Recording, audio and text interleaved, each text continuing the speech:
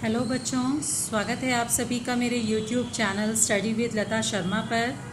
आज हमारा टॉपिक है इंग्लिश ग्रामर में प्रोनाउंस। पार्ट ऑफ स्पीच बेटा इंग्लिश ग्रामर में आप लोगों को पढ़ाए जाते हैं, ठीक है। इसमें जो हमारा एक बहुत ही इम्पॉर्टेंट पार्ट है, नाउन्स मैं आपको पढ़ा चुकी हूँ। नाउन्स के बाद ये हमारा सेकेंड पार्ट है पार्ट ऑफ स्पीच का, जो है प्रोनाउन। ओके, प्रोनाउंस का मतलब होता है सर्वनाम, right.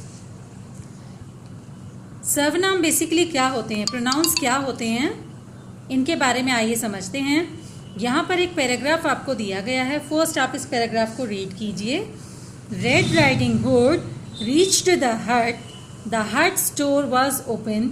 Red riding hood went straight to her grandmother's room. Red riding hood saw her grandmother covered with woollen clothes but the grandmother looked funny. Okay, अब इसके साथ में यहाँ पर भी दिया हुआ है, इसको भी पढ़ेंगे।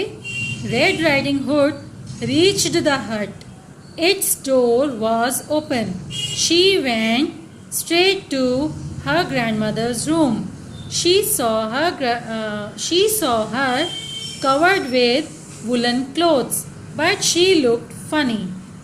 बेटा दोनों पैराग्राफ्स में आपको कुछ चेंजेस नज़र आ रहे हैं? यस, राइट, चेंजेस हैं। जैसे कि आप देखेंगे रेड राइडिंग हुड के लिए बार बार उसका नाम रिपीट ना करके रेड राइडिंग हुड के लिए शी का यूज़ किया गया है, आप देख सकते हो सेंटेंस में। ओके, ऐसे ही द हट बार बार यूज़ ना करके रिपीटेशन से बचने के लिए, क्योंकि हट एक नॉन लिविंग थिंग है तो उसके लिए इट्स का यूज़ किया गया है।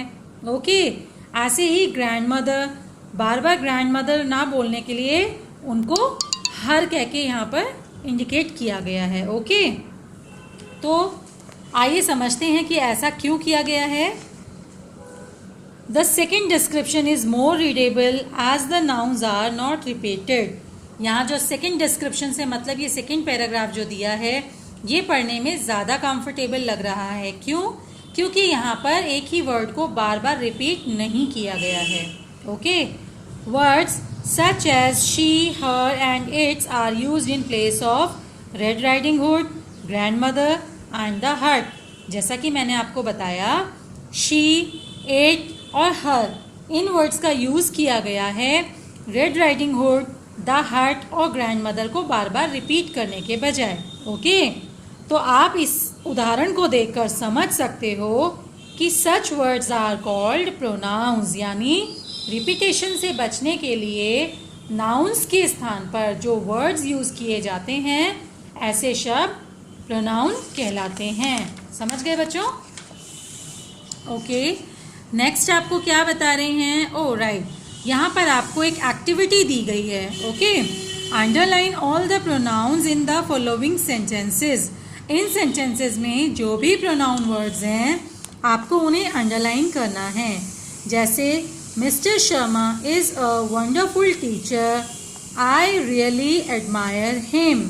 यहाँ पर I तो हो गया मैं, क्योंकि यहाँ पर मेरा नाम नहीं दिया गया बल्कि मेरे नाम की जगह पर एक शब्द का इस्तेमाल किया गया, तो ये प्रोनाउन है। और मिस्टर शर्मा ये नाउन है, किसी व्यक्ति का नाम है, उनके लिए यहाँ पर हिम का प्रयोग किया गया। ओके, तो यहाँ पर ये प्रोनाउन वर्ड्स हैं। ऐसे ही सेकेंड सेंटेंस देखते हैं।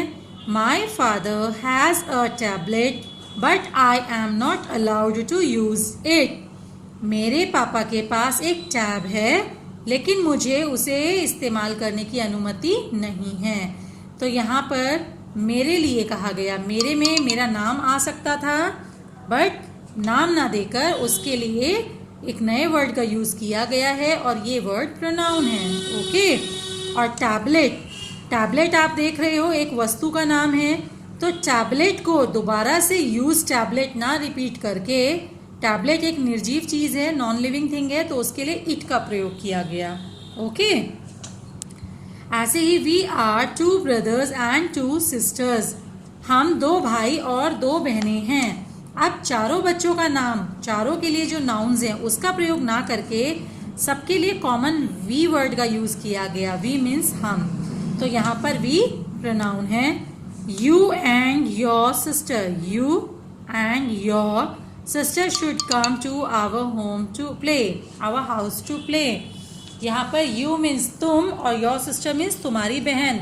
यहाँ पर मैं चाहती तो कह सकती थी रवि एंड रवीज सिस्टर, है ना, लेकिन मैंने नाउन ना लिखकर उनके लिए दूसरे वर्ड्स का यूज़ किया। तो ये दूसरे वर्ड्स क्या हैं? ये प्रोनाउन हैं। ओके बच्चों, आई होप इन एग्जाम्पल्स के माध्यम से आप लोगों को प्रोनाउन क्या हैं इतना तो समझ में आ ही गया होगा, है ना। अब आगे हम लोग प्रोनाउंस के टाइप्स के बारे में जानेंगे। देखिए बच्चों, प्रोनाउन के कई टाइप्स होते हैं। आप लोगों के क्लास लेवल के अकॉर्डिंग आपको इनके टाइप्स एक्सप्लेन किए जाते हैं। जैसे कि सेकेंड क्लास, थर्ड क्लास में जब आप होते हो तो आपको जस्ट प्रोनाउन की डिफाइन, उनके टाइप्स के नेम और एग्जाम्पल्स बताए जाते हैं। ओके, लेकिन क्योंकि अब आप फोर्थ और फिफ्थ में या इससे भी ऊपर की क्लासेस में आ गए हैं तो आप लोगों के लिए प्रोनाउन के बारे में थोड़ा और ज़्यादा डिटेल से जानना ज़रूरी है। तो यहाँ पर मैं फिफ्थ क्लास की ग्रामर की बुक है मेरे पास, जिसमें से आपको प्रोनाउन टॉपिक क्लियर कर रही हूँ। तो फिफ्थ क्लास के लेवल के अकॉर्डिंग यहाँ कितने टाइप्स और क्या क्या उनके बारे में बताया गया है, आइए मैं आपको एक्सप्लेन कर देती हूँ। Based on the functions they perform, pronouns can be classified as, मतलब pronouns के इस्तेमाल, उनके उपयोग के आधार पर उन्हें किस तरह से क्लासिफाई किया गया है, श्रेणियों में बांटा गया है। आइए पढ़ते हैं। पहला है personal pronouns. Okay, personal pronouns refer to people, places, animal और things without naming them. Personal pronoun वो शब्द हैं जो किसी भी संज्ञा के लिए प्रयोग में लाए जाते हैं, उनका नाम इस्तेमाल ना करके इन शब्दों का प्रयोग किया जाता है। ओके, एग्जाम्पल आपको दिया है यहाँ पर I, you, he, she, it, we वगैरह वगैरह। ओके, अब बच्चों पर्सनल प्रोनाउन में भी ना दो काइंड्स हैं, एक सिंगुलर फॉर्म, एक प्लूरल फॉर्म। देखिए, अगर हम सिंगल व्यक्ति की बात कर रहे हैं या सिंगल वस्तु या सिंगल स्थान की बात कर रहे हैं तो हम उसमें सिंगुलर फॉर्म वाले प्रोनाउन वर्ड का यूज़ करेंगे। लेकिन अगर हम प्लूरल यानी एक से अनेक के बारे में बात कर रहे हैं तो वहाँ पर हम प्लूरल फॉर्म का प्रोनाउन वर्ड का यूज़ करेंगे। ओके, जैसे कि हम बोलते हैं मैं, यानी कि द स्पीकर, जो अपने स्वयं के बारे में बोल रहा है, जिसे हम प्रोनाउन में, पर्सनल प्रोनाउन में पर्सन, फर्स्ट पर्सन के रूप में जानते हैं। ओके, देखिए नाउन्स के टाइप हम पढ़ रहे हैं। ओके, फर्स्ट टाइप है पर्सनल प्रोनाउन। अब पर्सनल प्रोनाउन के भी 3 टाइप्स हैं, first person, second person, third person. First person होता है स्पीकर यानी बोलने वाला।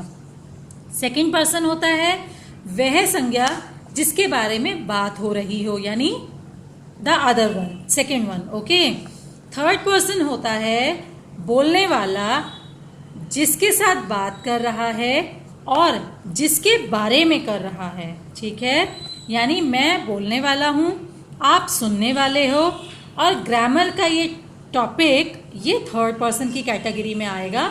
ठीक है, क्योंकि हम इसके बारे में बात कर रहे हैं। राइट, ओके, आइए आगे समझते हैं। When personal pronouns are used as the subject of a verb they are called subject pronoun. For example, you must be Marco, तुम निश्चित ही मार्को हो। I welcome you to be a member of our team, मैं आपका हमारी team का सदस्य के रूप में स्वागत करता हूँ या करती हूँ। They are my team members and they welcome you to, ये मेरे टीम मेंबर्स हैं और वे सब भी आपका स्वागत करते हैं। तो यहाँ पर आप देख सकते हो अलग से कोई भी वर्ब या हेल्पिंग वर्ब का यूज़ नहीं किया गया है।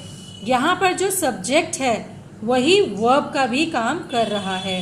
तो ऐसे सब्जेक्ट्स को हम सब्जेक्ट प्रोनाउन कहते हैं। Okay, personal pronoun that are used as the object of a verb are called object pronoun. अब आप देखेंगे सब्जेक्ट प्रोनाउन कैसे होता है, ये मैंने आपको एग्जाम्पल के थ्रू बताया। अब आप देखेंगे ऑब्जेक्ट प्रोनाउन। ऑब्जेक्ट प्रोनाउन क्या होता है, आइए एग्जाम्पल से समझते हैं। The coach asked me to introduce Marco to you, coach ने मुझसे पूछा या मुझसे कहा मार्को को इंट्रोड्यूस करने के लिए, तुमसे मार्को को मिलवाने के लिए। तो यहाँ पर क्या हुआ है, द कोच आस्क्ड, यहाँ पे एक नाउन का यूज़ है सब्जेक्ट के रूप में, लेकिन यहाँ मी के फॉर्म में जो प्रोनाउन है वो ऑब्जेक्ट पार्ट में आया है। ओके, तो ये ऑब्जेक्ट प्रोनाउन कहलाएगा। सब्जेक्ट और ऑब्जेक्ट आपको पता है ना बच्चों, सब्जेक्ट प्रेडिकेट आपको पढ़ाया गया है ना। ऐसे ही Marco, I hope you are happy to be with us. Marco, मुझे उम्मीद है हमारे साथ होने पर तुम्हें खुशी होगी।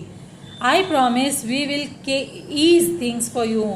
मैं वादा करता हूँ हम तुम्हारे लिए हमेशा सहायक साबित होंगे या तुम्हारे लिए चीज़ें आसान कर देंगे। ओके, तो यहाँ आप देखेंगे कि सब्जेक्ट में प्रोनाउन को ना लेकर ऑब्जेक्ट में प्रोनाउन को इम्पोर्टेंस दी गई है। ठीक है, तो यहाँ पर ये प्रोनाउन पर्सनल प्रोनाउन का ऑब्जेक्ट प्रोनाउन टाइप है। ओके बच्चों, इसके साथ में ये एक एक्सरसाइज दी गई है, आप इसे सॉल्व कीजिए ताकि मुझे पता चल सके कि आपको कितना समझ में आया है पर्सनल प्रोनाउन। कोई प्रॉब्लम लगे बेटा तो आप मुझे कॉल कर लेना। ओके।